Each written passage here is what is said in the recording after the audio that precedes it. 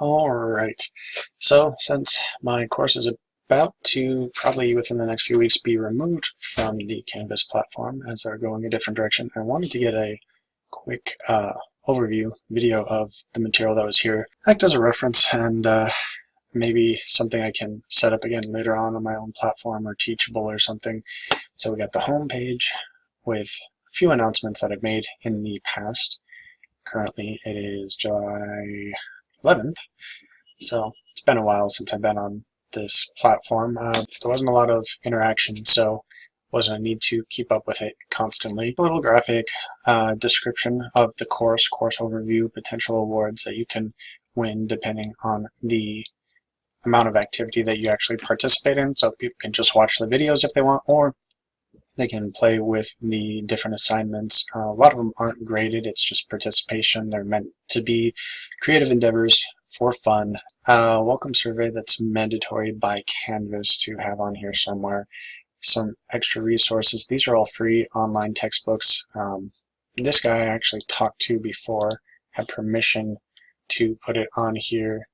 Not that I need permission to use a link that's going to their external source anyway, but he did give me permission to like cut and paste things inside the course if I wanted to, as long as I cited it. No, I'm not remembering if I actually did that or not. Alright, and let's continue on. So the announcements page is just going to be these top announcements. You can set them to show on the home page as well if you want. They don't need to. Shows if there are replies, unread replies. I'm pretty sure I read them. I'm not sure why it's showing that. I'll check later. And then all the modules. Well, let's go to badges first real quick. This wasn't actually set up completely for this, but you can link Badger to the account and you can create your own badges and they can win awards. So you can set different terms for it. Then on the modules page, there's an overview. Let's shrink these down. So I've separated it into 10 different modules, as well as an exam at the end if they want it. And there's different information for getting involved. They can join the Facebook group and send emails and stuff like that. All that's in the joint community. User experience survey is mandated by Canvas, so that's a good little thing to have at the end and at the beginning, just to see where the learners are and see where you can make improvements. And I'm glad they added that. So let's just go through some of these one by one. This only shows on my end, obviously, instructor materials. The learner support help forum is also mandated by them, but it's a lot of useful links through their system that you can use and kind of figure out how to use the system if you've never used an online course. This is not the easiest to navigate, even for someone like myself that's done many online courses, so good to have user resources and contact information. Let's go through some of these. Welcome survey, again, that's one that they mandate, but it's a good thing to have anyway. More orientation material that they put on. And then this is the first one that I set up. So I wanted this pre-registration form before the class went live, just so I could send them to links for free MedEd, and so they can send information, can collect emails and such, because you can't actually, well, it's not set up to collect their email information through Canvas. That's so Canvas can keep it, not so the instructors can keep it. There might be a way to transfer that over, but I think it'd be like a copy and paste. I don't think you can export it. I have to look at that actually. Honor code, I just made a simple one because they require something to be on there. Also not a bad idea to have anyway. And let's go through these. Okay, so a brief intro. They actually mandate that you have some sort of text for each module, so just a brief intro to the video because mine was video-based lectures instead of just text-based. And these are links to the YouTube channel, so it'll play the different videos here. Welcome to Free MedEd, in our first course in medical microbiology. Microbiology is a study of, well, microbes. It is a required course in many biological. Okay, so they can click out, they can click to full screen, that's all good. Some of the other videos I used a different importer of the video instead of doing the direct YouTube link. So it allowed to embed in-video questions, which is very cool. We'll see that in a second, go over it more. And then I just like to give extra links, so some very popular and very graphic resources such as Armando Sudanen's, he draws out all the microbe stuff.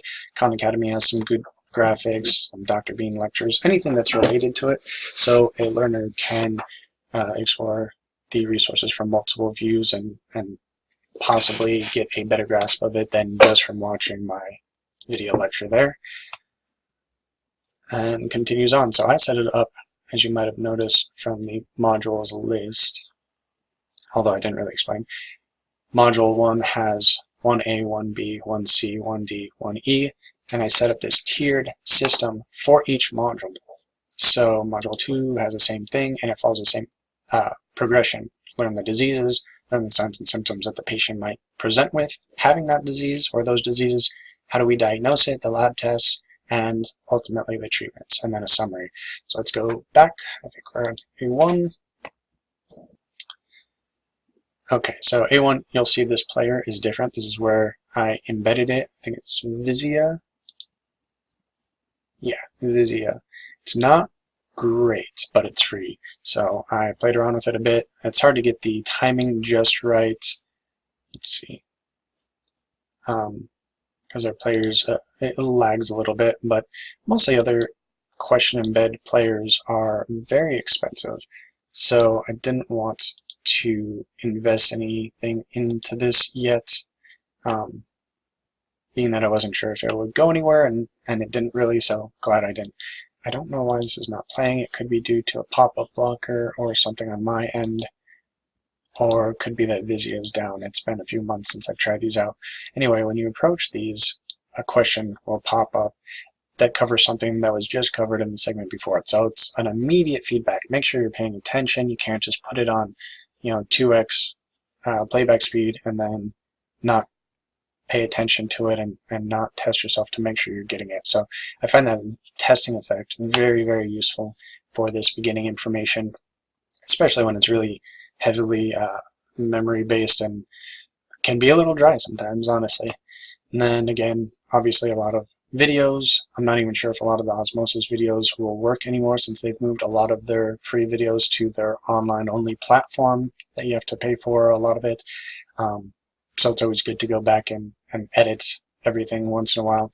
And I know I've made mistakes in almost every video, so I really appreciate it if someone points that out so I can make a note here and then other viewers can then know that error's there and that we're aware of it. At the end of each tier, I have a little video game. I was paying for Quizlet because it's like $25, $29 a year or something like that. So I took a lot of flashcard decks that were already out there, so I didn't have to recreate them completely. Changed them around a little bit. Some of them I just completely took, and then there's these different games. There's 4 different games you can play. I didn't actually look at what the question was, so I'm just going to skip this for now. I'm still not quite awake. 1B, the next tier, still in Module 1, so we're on the first signs and symptoms. Let's see. None of these videos are working, so I'm guessing Vizia is down again. That has happened in the past, unfortunately. Looks like it was trying there for a second. So another brief introduction, and then more resources. These are kind of fun. I like the Sawbones podcast, but they go into the history of different diseases, and I find the historical context to be really helpful. I could definitely add some more there with Adam Rodman's Bedside Rounds podcast. And as we go on, there's more games. One for each tier. Just breaks up the monotony of just watching the lectures and just focusing on learning material. And students can also comment under a lot of these, which doesn't seem to happen a whole lot. Clusters.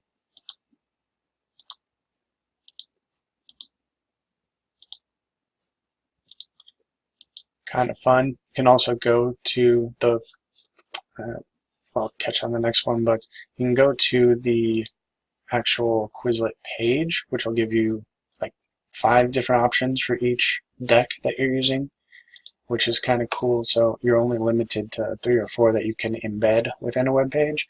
But if you go click on the link, you can use all 5 different ones. So, oh, and these 2 also. So 7 total. So it gives you more options if you want to play around with them.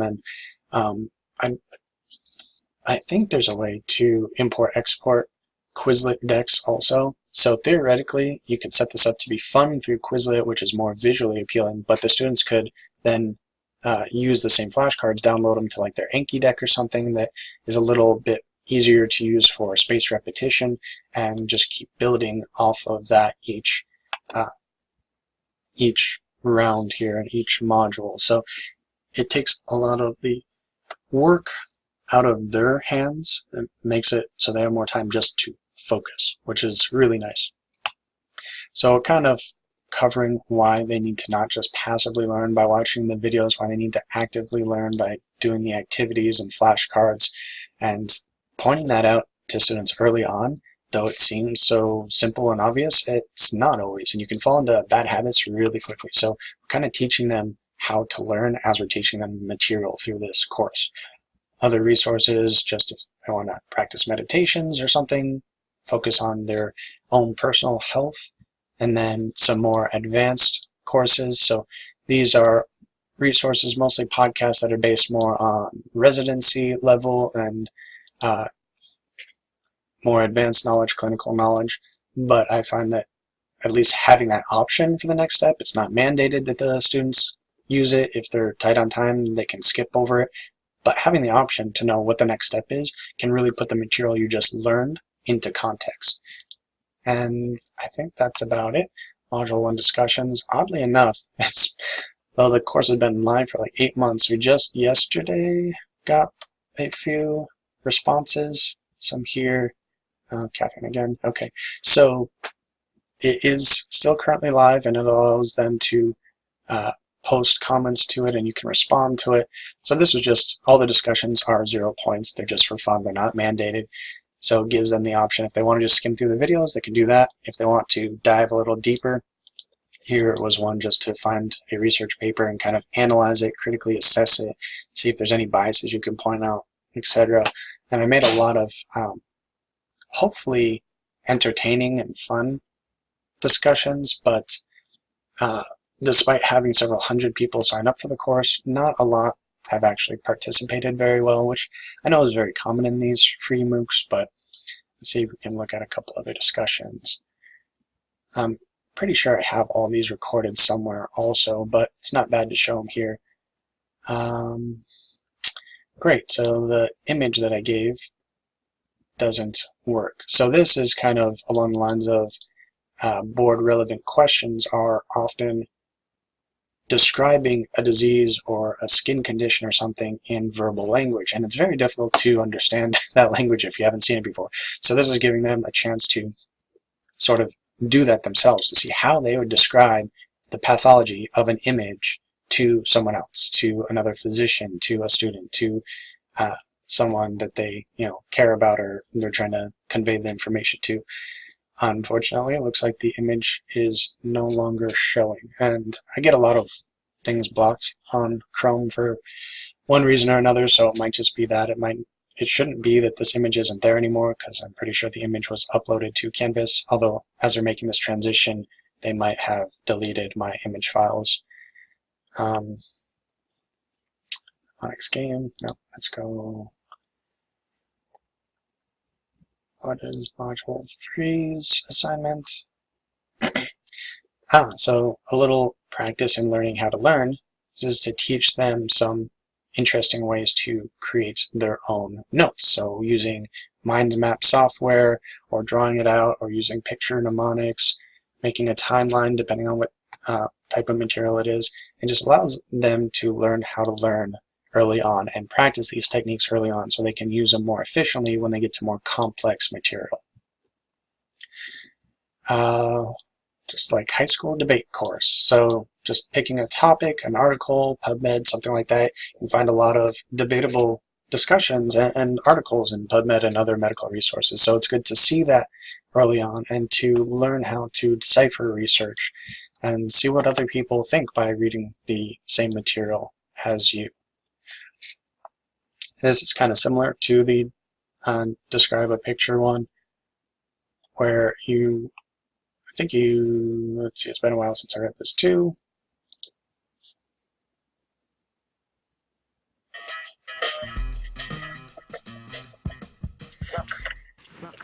I'll take 10.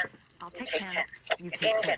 Smiling, no hugging, Smiling, no hugging, don't let him cry. Just be quick about it. You're slow. I am not slow. You are slow. You want to bet? You want to bet? You are. Yeah, you are. A comprehensive work. Did not reveal any value. Your Doppler was negative. So there's no necrotic anticoagulation. The biopsy was positive for a mixed anaerobic response. So you can see how too much jargon is really not good for the patient, and when you're starting off as a student too, it can be quite confusing. So learning how to decipher that and sort of translate between medical jargon and common layperson speak can be a very good skill to develop early on.